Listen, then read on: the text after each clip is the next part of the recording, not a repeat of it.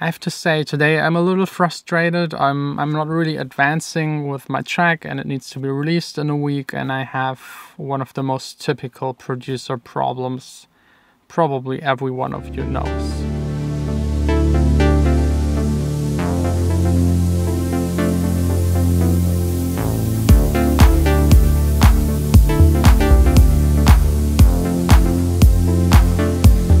Hey guys, I had maybe 3 hours of sleep. I don't feel as tired as I should. I wake up this morning, went to the lawyer, super happy, everything is resolved. I don't have any legal issues, problems anymore, except for like this one party, but I think this will never get really solved, so I'm not even trying to think about it.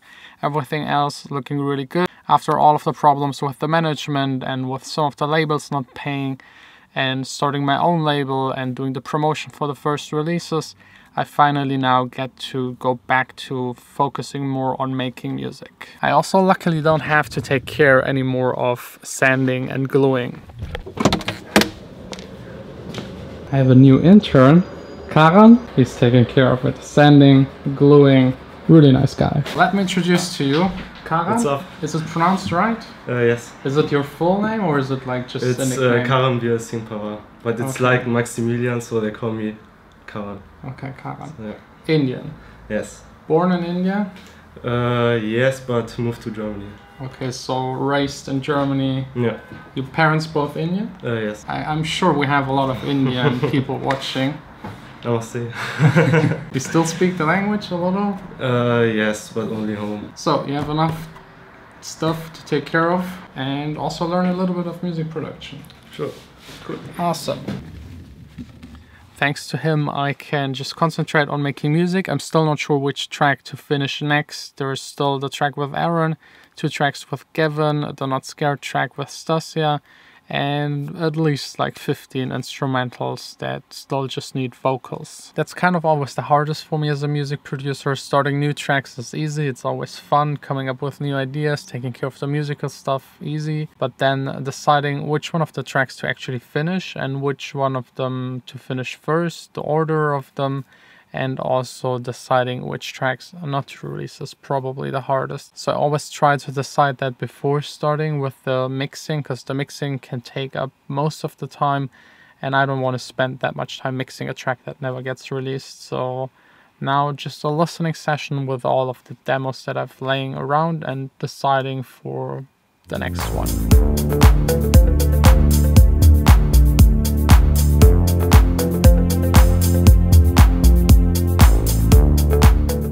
I listened to all of the tracks. I can't decide. I have 4 tracks with vocals that I could finish. I have 8 or 9 instrumentals where I could try to find a singer and songwriter for and finish them as the next track. But I also checked your comments and it seems like a lot of people don't really feel the final warning track. Usually I handle feedback the way that I listen to it, I think about it. If I think it's valid feedback and whatever the person is saying might be right, I'm even trying it out. But at the end, it's my decision, it's my track, and I will make the last call when it comes to how my tracks should sound like. But with the final warning track, it really needs a little bit more work. I compared it to my other tracks. I also compared it to some other producers' tracks, and it doesn't feel right, kind of. There's something going on that doesn't really work. Maybe it's a mistake, maybe I need to change the chords, the sounds, I really don't know. I will dive deep into the project, try to figure this out and overcome this producer problem. Probably number 1, that your track doesn't really compare to other people's track, and that's always quite frustrating. And I can already tell you, no matter for how many years you will produce, you will have this feeling every time you're about to finish a track and you start comparing it to other tracks. I have it with every single track. It's every time a problem to get it right, to nail it. Sometimes you just have to forget about the track and start a new one. Sometimes it's worth to try to rescue it. I will try it. I have 1 more week until I need to finish a track for the release. So I got 1 week to rescue the final warning track and hopefully get it out there and hopefully make something that I like and you guys also like.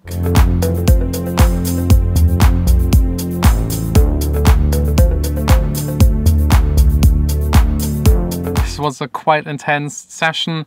I went back to the very beginning of the track. That's usually what you should do if the track just doesn't work, doesn't translate, doesn't sound like the pros, not even close to it.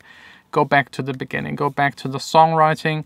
I changed a little bit in the chords. I also found some mistakes in the MIDI. I had like bass layered notes in the chord steps that shouldn't be there, which was mudding up the entire mix. I also erased a couple of tracks that just weren't needed, that took away the energy and the space of the other elements.